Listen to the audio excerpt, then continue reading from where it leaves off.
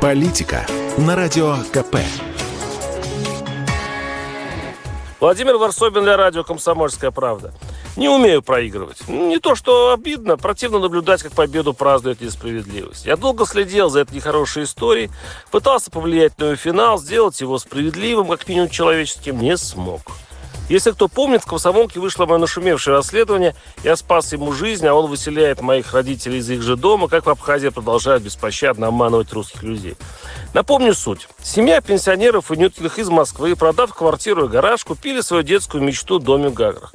Их сын Вячеслав Анюткин, врач скорой помощи, на свою беду сделал доброе дело. Спас от смерти абхазского гражданина некого Фарида Кабахия. Подружились, стали чуть ли не кровными братьями. Кабахия предложил купить другу дом в Абхазии, оформить недвижимость на него, убедив того, что любую недвижимость в Абхазии нельзя продавать иностранцам. На самом деле только жилую, а дом был зарегистрирован как коммерческий объект, поэтому и Нюткины легко могли оформить его на себя.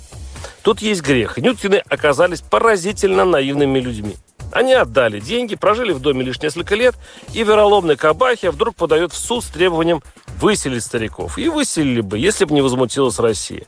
История заинтересовалась «Комсомолка», потом Госдума, сочинская полиция, прокуратура. История была максимально прозрачная, и Нюткин отдает деньги продавцам дома. В документах формально значится фамилия Кабахия, который ни копейки денег за покупку не заплатил. Свидетелей целая толпа. Транзакции, как продавалась квартира в Москве, как деньги шли в Абхазию, как на ладони, и казалось, справедливость неизбежна. Невиданное для Абхазии дело. Следователи начали разбирать дело всерьез. Верховный суд Абхазии встает на сторону несчастных стариков и Нюткиных, обвиняет решение нижестоящего суда, отдавшего дом Кабахия. Казалось бы, вот-вот случится чудо. Абхазская Фемида возвращает обманутой русской семье имущество. Такое на моей памяти, кстати, не случалось никогда. И вдруг тут любопытному читателю-слушателю придется зайти на kp.ru за подробностями этой истории.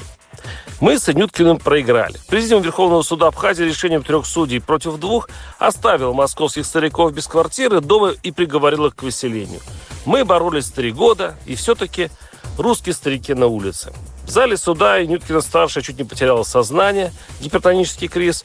И что делать дальше, не знаю, осталась лишь злость. Как назло, в памяти накопилось много типовых историй. Российские инвесторы вкладывают деньги в Абхазию, открывают гостиницы, лечебный центр, нанимают местный персонал, а потом обнаруживают, что де-факто они уже не хозяева. Мой знакомый бизнесмен Панов, что открыл первый в Абхазии трубостроительный завод, юридически им владеет, но фактически 7 лет даже не может в него зайти. Прокуратура, суд, местный президент – бесполезно. Та же история, что и с Нюткиным.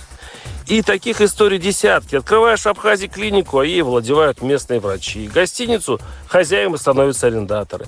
Как защитить своих в стране души? Над этим вопросом я бьюсь много лет. И проигрываю. Варсобин, телеграм-канал, подписывайтесь. Политика на Радио КП.